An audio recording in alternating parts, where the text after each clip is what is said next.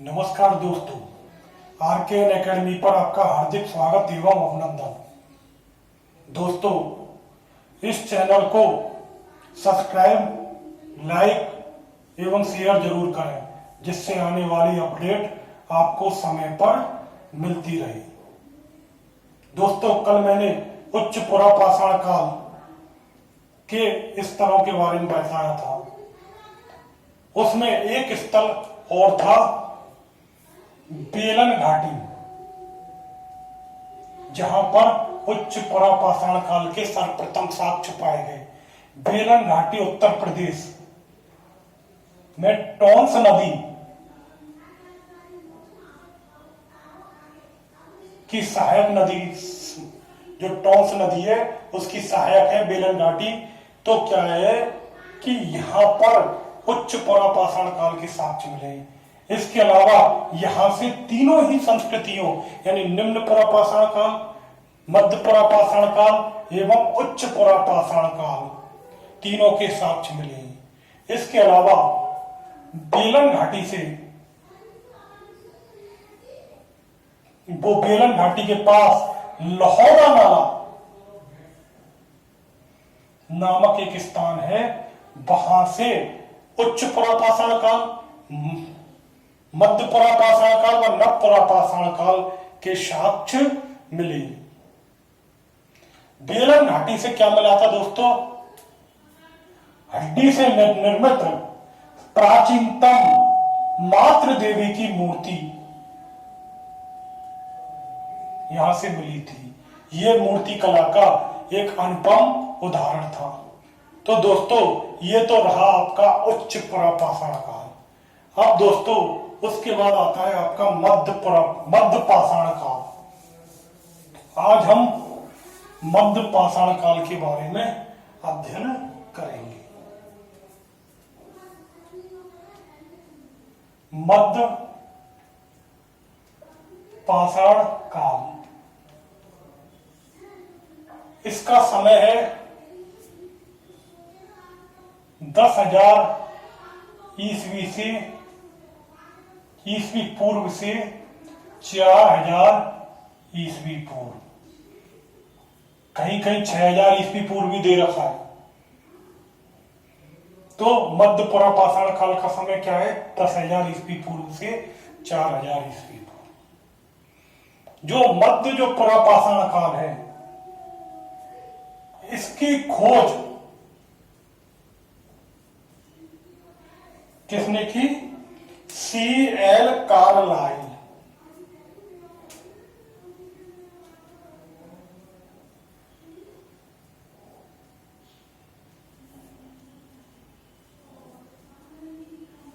C.L. Carlisle महोदय ने 1967 ईस्वी में मध्य पुरापाषाण काल के उपकरणों की खोज की। उन्होंने बिंद पर्वत से क्या किया कि उपकरणों को निकाला, और वो उपकरण कैसे थे? सूक्ष्म, यानी कि छोटे थे, और उन्हें क्या नाम दिया गया? माइक्रोलिथ।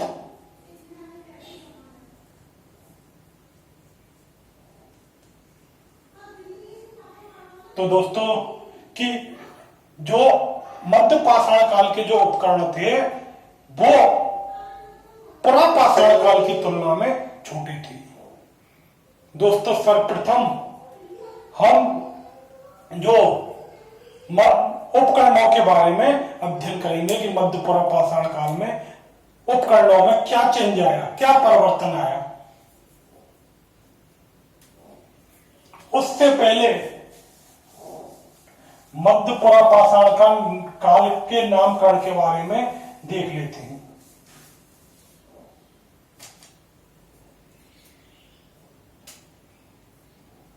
मध्य पुरापाषाण काल को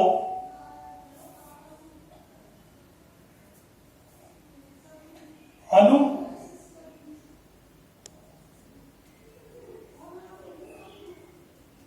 पुरापाषाण काल,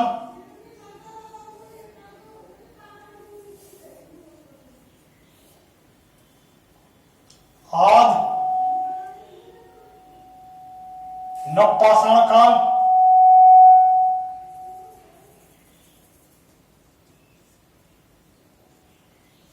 संक्रमण काल,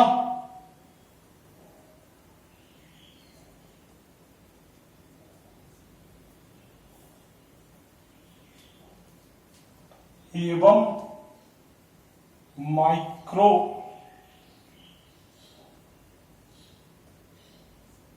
लिथिक एज भी कहा जाता है। तो क्या है कि इसमें क्या है, पाषाण काल, अनुपाषाण काल, तो इसमें क्या है, पाषाण काल व जो नवपाषाण काल, दोनों की विशेषताएं समाहित किए हुए हैं।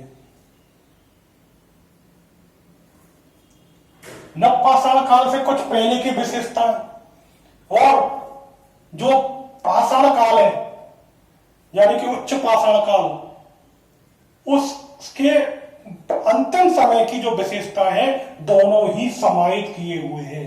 इस कारण इसे संक्रमण काल भी कहा जाता है। अब संक्रमण किससे और किसमें हुआ? पाषाण काल से संक्रमण नवपाषाण काल में हुआ।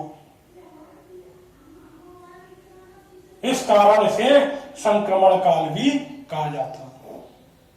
माइक्रोलिथिक एज क्यों कहा जाता है? दोस्तों अभी अभी मैंने बताया था कि जो उपकरण थे यहाँ के बहुत छोटे थे, सूक्ष्म थे, इस कारण इसे माइक्रोलिथिक एज भी कहते थे। अब दोस्तों उपकरणों के बारे में पढ़ते हैं। ये अनुपुरा पाषाण काल ही, अनुपुरा पाषाण काल।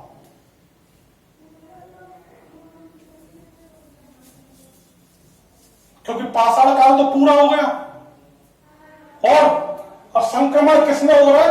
पाषाण काल से नवपाषाण काल में।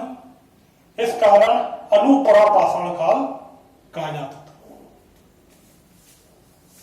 अब उपकरणों कौन कौन से थे और उनमें क्या चेंज आया?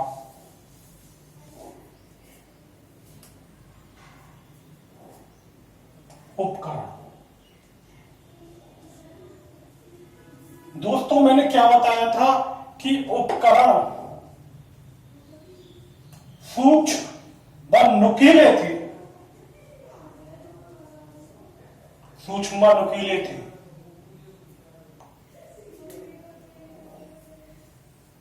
अब कौन कौन से थे? जो पहले जो मैंने उपकरण बताए थे वो कौन से थे कि ब्यूरिन, चापर चापिंग, पॉइंट आदि थे। लेकिन अब परिवर्तन आ गया। अब क्या है, जो उपकरण जो थे दो भागों में विभाजित कर लेते हैं उनको। एक तो ज्यामितीय और एक अज्यामितीय।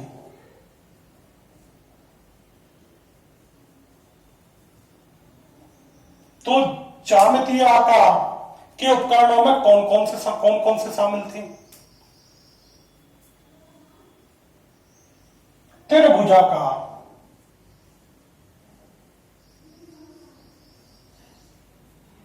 क्योंकि क्या हुआ कि जलवायु परिवर्तन के कारण सूक्ष्म जीवों का, यानी सूक्ष्म क्या, छोटे जीवों का उदय हुआ।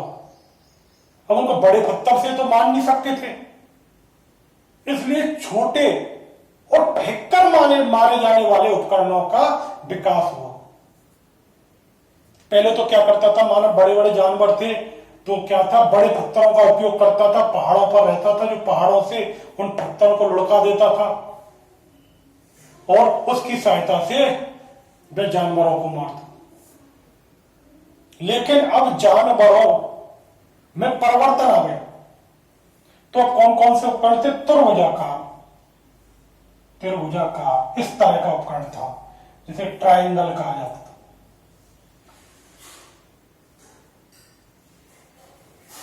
क्या था, इसके तीन कोने थे और तीनों नुकीले थे, तो उनको फेंक कर मारा जा सकता था। जिससे कोई भी कोना लगे उस जानवर को घायल कर देता था या मार देता था।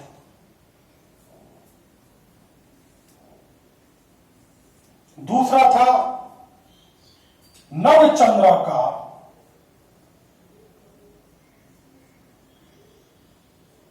ये किस तरह का था?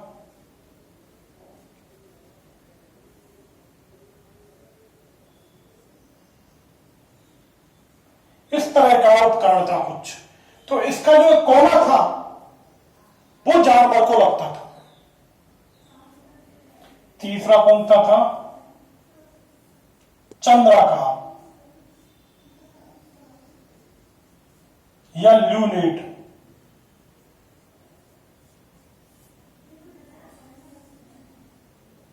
इस प्रकार का था, इसके दो कोने थे।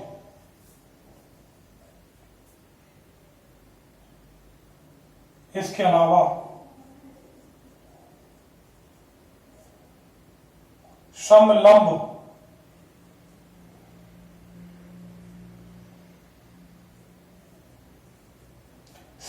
चतुर्विध।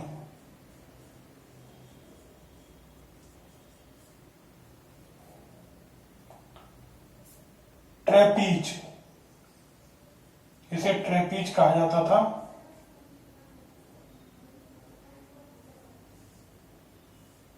चतुर्भुज के आकार का था। इसका कोई भी कोना लगे चारों तरफ से सीधा शिकार को घायल करता था। इसके अलावा विषम चतुर्भुज,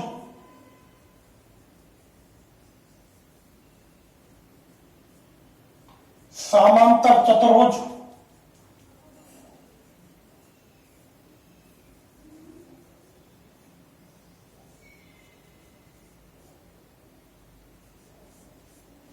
स्क्रैपर। इसके अलावा वो जो निम्न जो पाषाण काल में, जो परापाषाण काल में उपकरण चले आ रहे थे वो तो चले ही थे। स्क्रैपर जिसे छीलनी कहा जाता था, पॉइंट,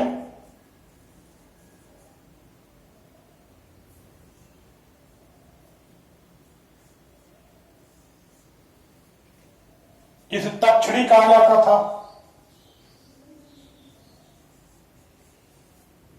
इसके अलावा व्यूरन,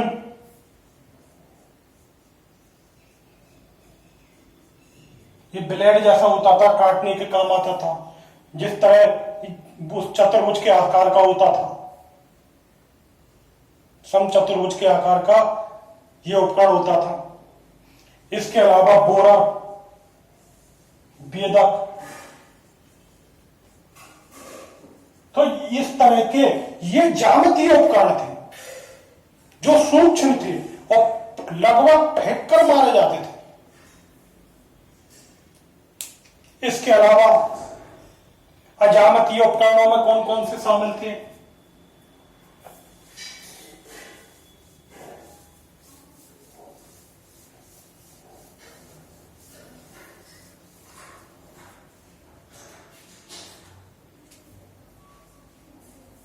भाला, जो भाला होता है जो फेंक कर मारा जाता है वो थे। तीराग्र,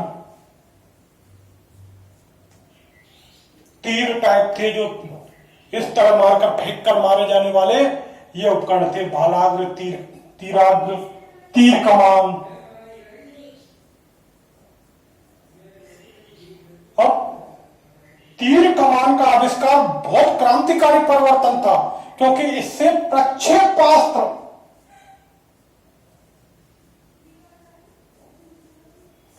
तकनीक का विकास हुआ। तो प्रक्षेपास्त्र तकनीक का विकास कौन से काल में हुआ? मध्य पाषाण काल में हुआ।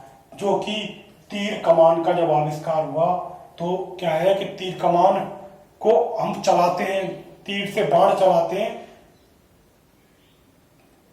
तो एक तरीके से यह प्रक्षेपास्त्र तकनीक थी। यानी कि जिस तरह प्रक्षेपास्त्र को छोड़ते हैं मिसाइल के द्वारा, इसी तरह तीर को छोड़ते हैं। तो वो क्या है? प्रक्षेपास्त्र तकनीक थी, जिसका पहली बार मध्य पाषाण काल में उदय हुआ। और ये महान क्रांति थी, तकनीकी क्रांति थी, टेक्निकल क्रांति थी। ये महान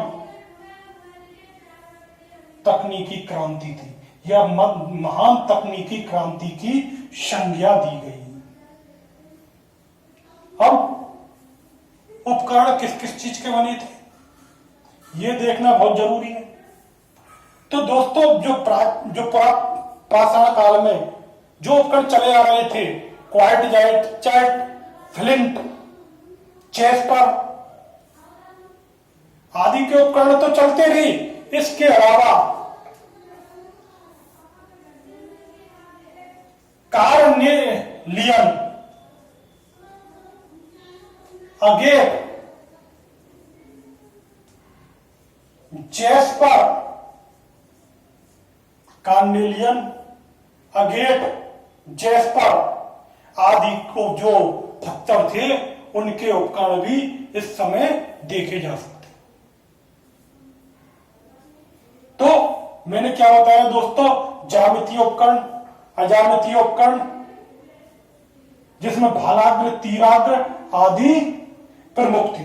और जो प्रक्षेपास्त्र तकनीक है वो महान तकनीकी क्रांति थी। इसके अलावा कार्नेलियन, अगेट, जेस्पर, इसके अलावा चैट, फ्लिंट, क्वार्टजाइट,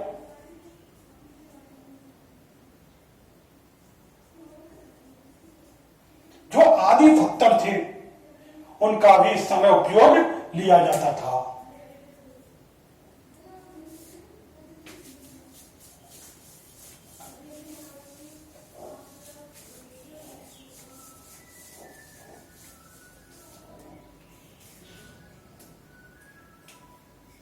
इसके अलावा कैल्सिडोनी पत्थर का भी इस समय बहुत उपयोग होता था।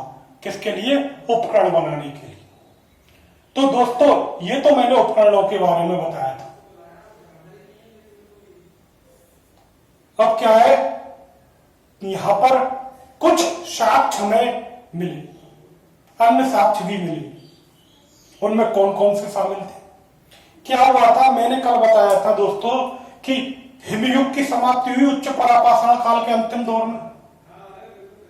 और जब हिमयुग की समाप्ति हुई तो बर्फ पिघली तो पानी बनकर आसमान की ओर उड़ी, बादल बने जिससे बरसात हुई, बरसात की अधिकता हुई। जब बरसात की अधिकता हुई तो दोस्तों नई नई वनस्पतियों का उदय हुआ और नई नई मिट्टियों का उदय हुआ। अब ऐसी वनस्पतियों का उदय हुआ जिससे क्या है, शाकाहारी जीवों की उत्पत्ति हुई। पहले क्या था, पाषाण काल में जो जीव था वो कैसा था, मांसाहारी। लेकिन इस समय जीव कैसा था, शाकाहारी। इससे क्या हुआ, व्यक्ति और जानवरों के बीच निकटता बढ़ी और यहां पर पशुपालन के साक्ष्य पाए गए सबसे प्राचीन। अर्थात पशुपालन के साक्ष्य पाए गए, अर्थात अब व्यक्ति पशुपालन करना सीख गया था। जैसे भेड़, हिरण, कुत्ता, और सबसे जो पहली बार पाला जाने वाला जो पशु था वो कुत्ता था। अब पशुपालन के साक्ष्य कहां मिले? वो मिले सबसे प्राचीनतम साक्ष्य बागौर, भीलवाड़ा।